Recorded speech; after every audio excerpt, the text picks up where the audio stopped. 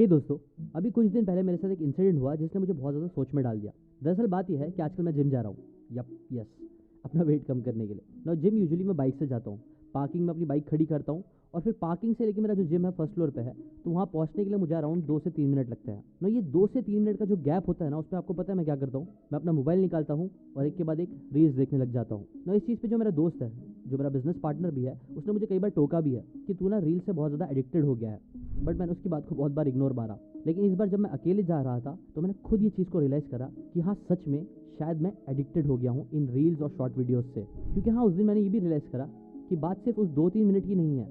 Gym में जाने के बाद भी जब हम सेट्स मारते हैं तो सेट्स के बीच में जो कुछ थोड़ा सा टाइम मिलता है, कुछ मिनट्स का गैप मिलता है, उसके अंदर भी मैं अपना मोबाइल निकाल के स्क्रॉल करने लग जाता हूँ। और ये सिर्फ मेरी बात भी नहीं है, मैंने ऐसे कई सारे लोगों को ये चीज़ सेम करते हुए देखा है कि वो लोग को भी जब थोड़ा सा भी टाइम मिलता है ना, तो वो लोग अपना मोबाइल लेके उसमें स्क्रॉल करने लग जाते हैं। इनफैक्ट इसकी वजह से मेरा जो जिम ट्रेनर है ना, वो कई बार ना लोगों का मोबाइल अपने जिम में लेके रख लेता है ताकि वो लोग पूरा कॉन्सेंट्रेशन जिम पे दे सके। लेकिन ऐसा हो नहीं पा रहा है। और बात सिर्फ यहाँ की ही नहीं है, आपने ये भी चीज़ नोटिस करी होगी कि आजकल है ना, हम लोग हैंग्री भी बहुत ज़्यादा हो रहा है। अगर हमें भूख लगती है और हमें जल्दी खाना नहीं मिलता है तो हमें गुस्सा आने लग जाता है। कई बार हम लोग जब रात में जल्दी सोने की कोशिश करते हैं तो हम लोग को जल्दी नींद नहीं आती है। अगेन हम लोग उस टाइम पे भी क्या करने लगते हैं? मोबाइल निकल के स्क्रॉल करते हैं और घंटों वेस्ट कर डालते हैं, जिसकी वजह से हम लोग कई बार जल्दी सुबह उठ भी नहीं पाते हैं, जो कई बार हम लोग सोचते हैं कि उठेंगे। और ऐसी कई सारी चीज़ें मैंने नोटिस करी है अपने और दूसरों में, जिसको स्पेसिफिकली गिन के बताऊँ तो 4 चीज़ें मैंने इंपॉर्टेंट नोटिस करी है। सबसे पहली चीज़, हमारा जो अटेंशन स्पैन है ना आजकल, वो हद से ज़्यादा कम होते जा रहा है। हमारे अंदर सब्र है ही नहीं कि हम लोग डीप वर्क कर पाए।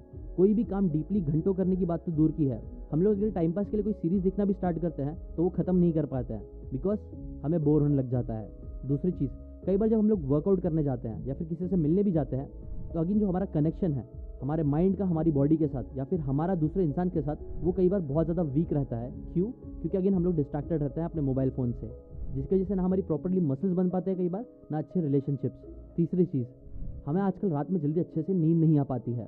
और चौथी चीज़, हम लोग बहुत ज़्यादा एडिक्टेड होते जा रहे हैं जंक फूड खाने के लिए ना। अभी चारों प्रॉब्लम्स के पीछे के सोर्सेज अलग अलग हो सकते हैं, लेकिन इन सारी प्रॉब्लम्स के पीछे ना एक रीज़न ज़रूर है, कॉमन रीज़न। क्या है वो रीज़न? वेल, वो रीज़न है dopamine. Dopamine feel good hormone जिसे बोलते हैं, ये बहुत बड़ा रोल प्ले करता है। अब ये क्या होता है, क्यों ये हमारी लाइफ में इतनी प्रॉब्लम्स क्रिएट कर रहा है आजकल, कैसे हम इससे डील कर सकते हैं, कैसे हम इस एडिक्शन से बाहर निकल सकते हैं, वो भी शॉर्ट टर्म के लिए नहीं बल्कि लॉन्ग टर्म के लिए, ये सारी बातें आज के इस वीडियो में मैं आपको बताने वाला हूँ, एक बुक की हेल्प लेके, जिसका नाम है डोपामिन डिटॉक्स बाय थीबा मोरिस। बहुत इंटरेस्टिंग बुक है, बहुत सारी काम की बातें आपको सीखने मिलने वाली है। तो चलो स्टार्ट करते हैं बुक के पहले लेसन से।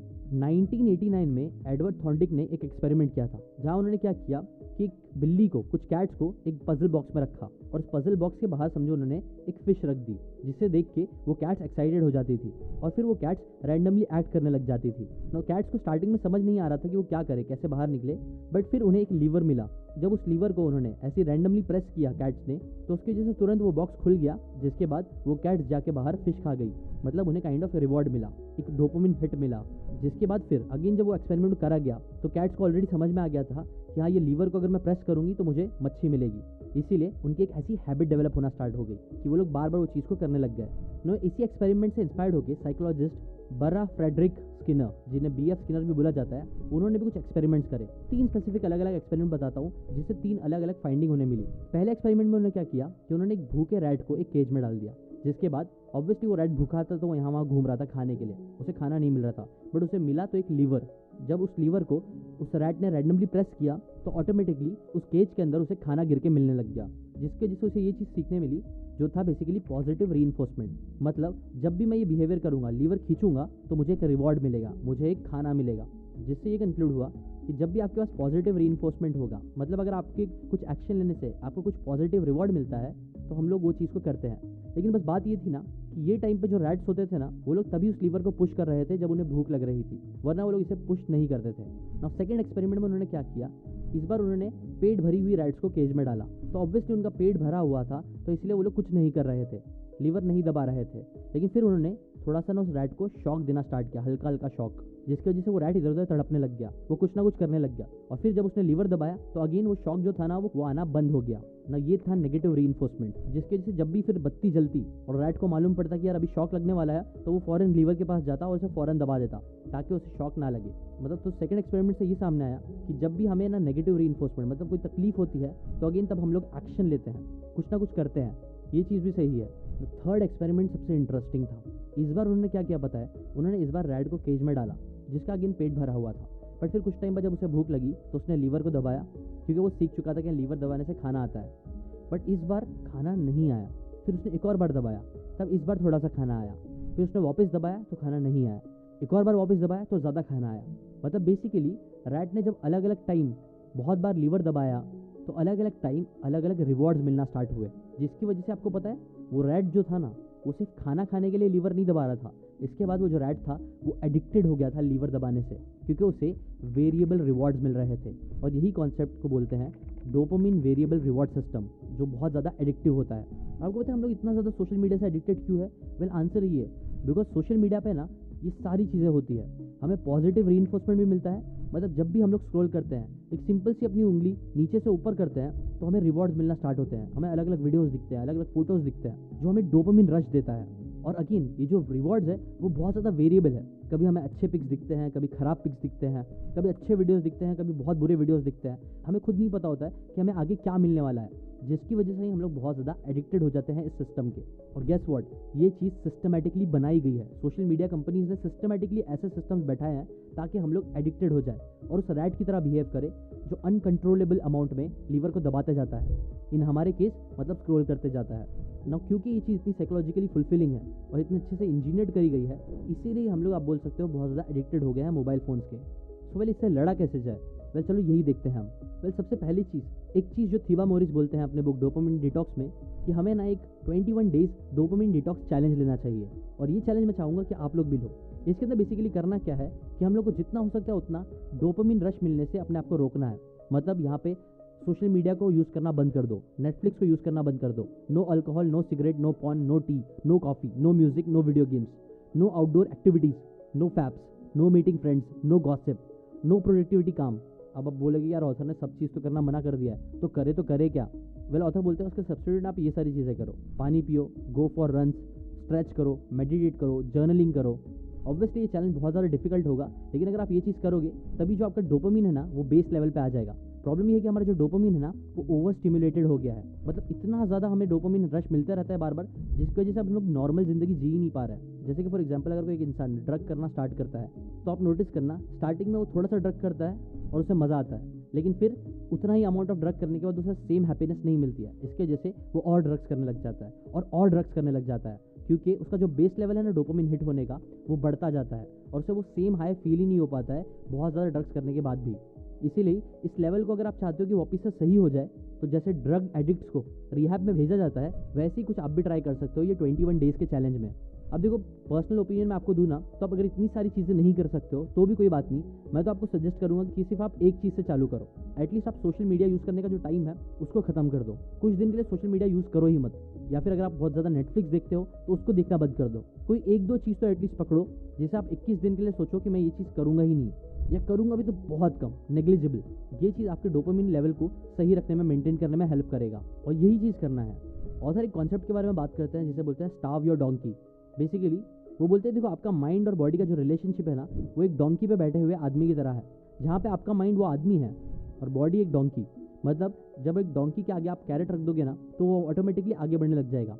सिमिलरली जब आप बहुत ज़्यादा porn, caffeine, movies, cigarettes, partying, gaming या शुगर खाते हो या कोई भी चीज़ एक्सेस में कंज्यूम करते हो ना, तो ब्रेन हमारा जो होता है ना वो बहुत ज़्यादा डोपामिन रिलीज़ कर देता है, जिसके बाद आपका मन वापस से करता है वो चीज़ करने का।